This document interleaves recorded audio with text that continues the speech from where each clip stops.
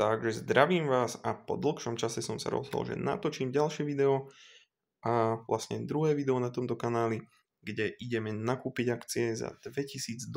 Dal som tam približne 1900 eur, čo je pri dnešnom kurze eura doláru približne tých $2000, kúsok viac ako 2000, takže vidíte, že moje portfólio sa od minulého videa kúsok zmenilo a to sa mi zdá, že pri poslednom videu tam bolo nejakých 10 000 eur približne. Teraz už tu máme skoro 22. Takže ide to pekne hore, samozrejme stále vkladáme a nakupujeme nové akcie. OK, takže poďme sa do toho pustiť. Prvá akcia, ktorú idem nakúpiť, je akcia McDonald's, ktorá je pekne vyklesaná. Keď si pozrieme ročný graf, žiaľ, nevedel som nakúpiť na tých minimách, čo bolo okolo tých 148 približne, dajme tomu tých $148 cca, ale McDonald's je určite kvalitná firma, veľmi vyklesaná, stála okolo $295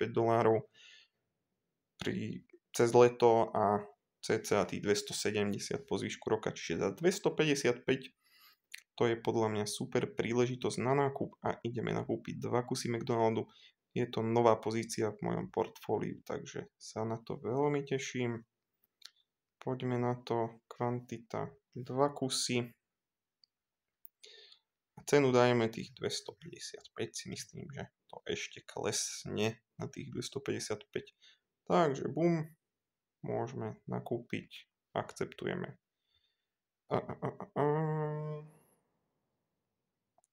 Ďakujeme, toto si neprosím.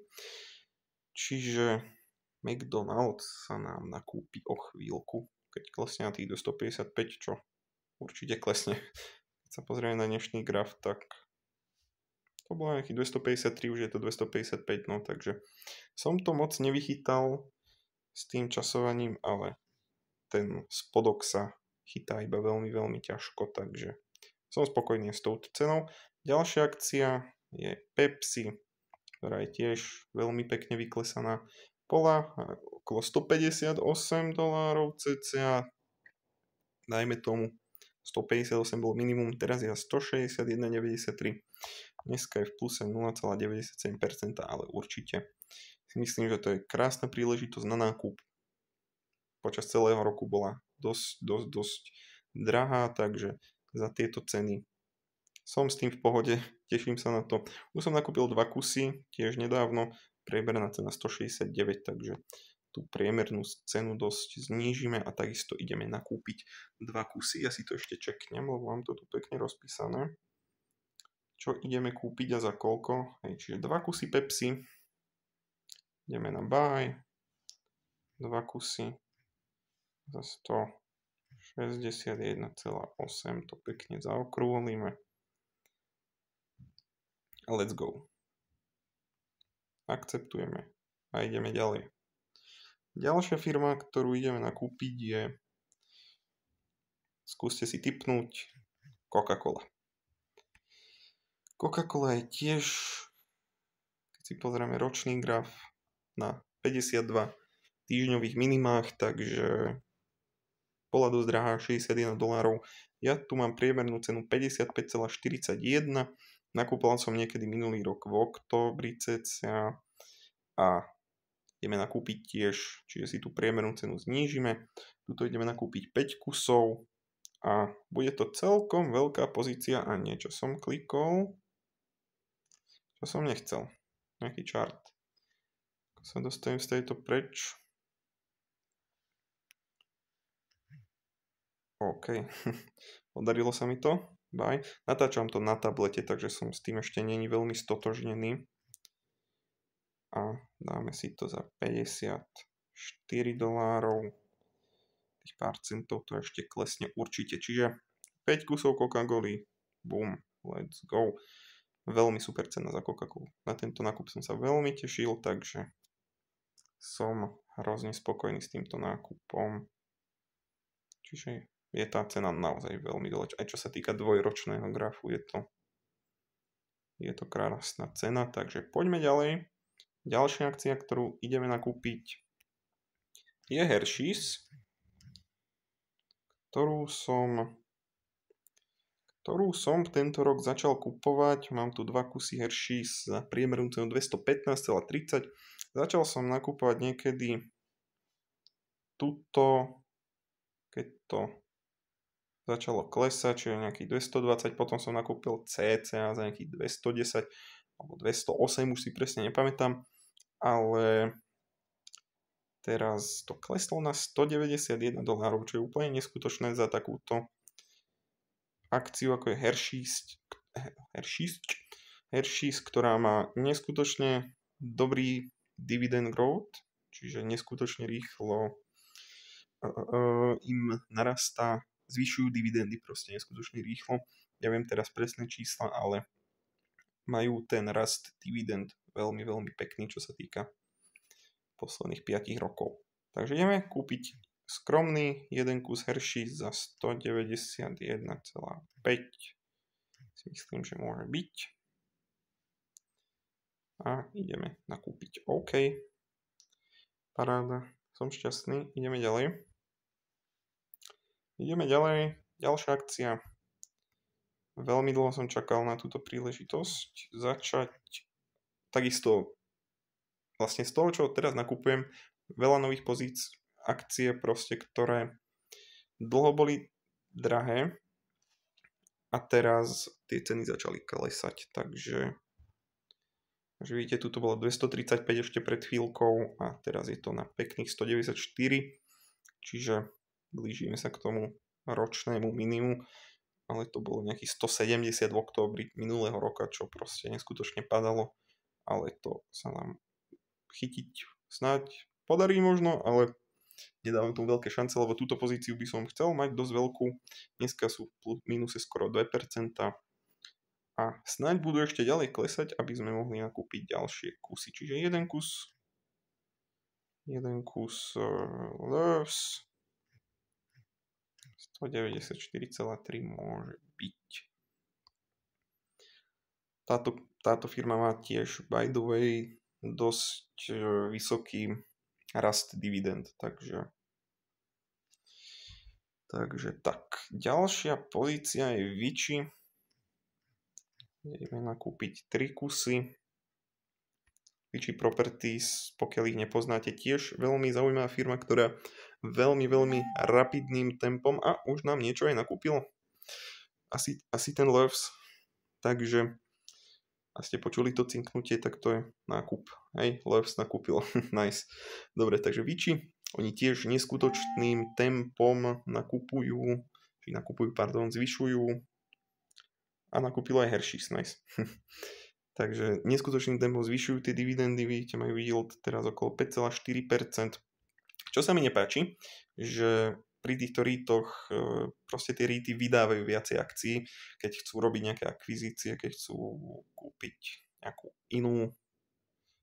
inú novú budovu napríklad, tak proste vydávajú nové akcie, ale neskutočne rýchlo vydávajú zvyšujú dividend yield. Neviem, či nie nejakých 5%, možno trepnem, ale 15% zvýšilo Vici teraz nedávno, takže to je úplne neskutočné a uvidím, ako sa im bude dariť do budúcna, ale každopádne pri týchto cenách chcem každý kus, ktorý si viem kúpiť, lebo to je akože krásna cena na Vici. A neviem, či som povedal, ale oni majú veľa nehnuteľností v Las Vegas, napríklad Caesars Palace, hej, takže je tu paráda, 28,9 môže byť, čiže 3 kusy Vici. Let's go, mám tu už koľko? 13 kusov budeme mať s týmto, takže sa táto pozícia celkom pekne sa ju podarí budovať. Na priemernú nákup tu mám okolo 30,42. Čiže myslím, že fajn. OK, ideme ďalej. Teraz to budú kúsok menšie pozície. A ďalšia akcia, ktorú ideme kúpiť je Johnson & Johnson. Tiež som dobrý. OK, čiže $152 za kus. Priemernú nákupnú cenu mám okolo 158. Je to proste dividendový král, tuto nie je o čom. 2,97% dividend yield. Myslím si, že to je kúsok vyššie číslo, ako tu to uvádzajú. A proste myslím, že túto spoločnosť netreba predstavovať. A ideme kúpiť iba pol skromného pol kusu. Neviem, 125, či 125, 152, 50. Neviem, prečo vyklesali, keďže mali teraz kvartálne výsledky, ktoré dopadli celkom pekne, takže dokonca v niečom predčili aj očakávania, takže som spokojný. A aj Coca-Cola, čo sme teraz nakúpili, bude mať teraz kvartálne hlásenie výsledky, takže si myslím, že to dopadne dobre, som určite pozitívny. Ale my to nakupujeme samozrejme na dlhšiu dobu, takže nás tieto krátkodobé výkyvy nevystrašia a práve že naopak nám to pomôže, lebo môžeme tie akcie kúpať lacnejšie. Dobre, takže máme tu Texas Instruments, vyrábajú čipy, sú pekne vyklesaní, 163 mám nákupku, takže to kúsok zredukujeme. Teraz som čítal správy o tom, že sa budú sprísňovať tie zákazy predaja čipov do Číny, takže dúfam, že tieto akcie, čo vyrábajú čipy, Nvidia, Taiwan Semiconductor, ASML, hej, že vyklesajú. Keďže napríklad sa chcem kúsok pochváliť, túto Taiwan Semiconductor som nakúpil lacnejšie ako Warren Buffett. Kde si Taiwan Semiconductor? Neviem, proste nakúpil som to. Neviem prečo. Tu je. Nakúpili sme to za nejakých 61,95, žiaľ iba 5 kusov. Warren Buffett to nakúpil na nejakých 68, asi dobre pamätám. Takže to som bol šťastný normálne, keď som uvidel tie Buffettové nákupy. Že wow, kúpil som to vlastnejšie ako on, ale on to predal nakoniec. Hej, bol to dosť čudný nákup Warrena Buffetta, lebo to predal možno pár mesiacov na to, ako to nakúpil, takže ale určite Taiwan Semiconductor super firma. Bol by som rád, keby sa ešte pozreli na tie ceny okolo tých $75, dajme tomu, to by bolo fajn, ale pochybujem.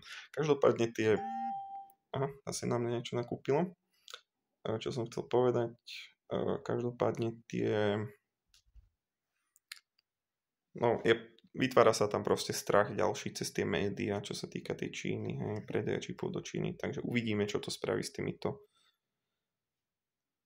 firmami, čo vyrábajú čipy. Tiež ideme kúpiť 0,5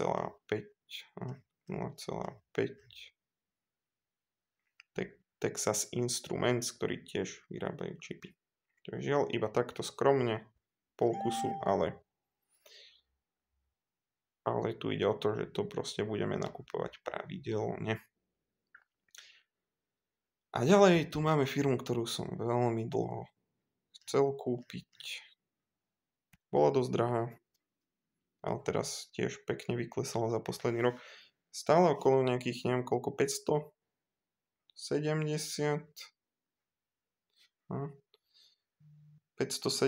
cca v októbri, 540 dokonca, vyklesla na 540, keď bol ten neskutočný fear, čiže strach v tom markete, ale teraz je na $620, čo znamená, že bola maximálne nejakých 760, okolo 660 sa pohybovala, 607, od tých 660 do 700 počas tohto roku. A toto vidím ako peknú príležitosť na nákup z dlhodobého hľadiska. Tuto počas týchto 2021 maxim bola dokonca $950, čiže BlackRock, určite spoločnosť, ktorú chcem mať v portfóliu, prekonáva S&P 500 a ideme ju nakúpiť. Uvidíme, koľko nám vyjde. Moje kalkulácie možno neboli príliš presné, ako sa tie ceny vyvíjali za dnešný deň. Čiže 620.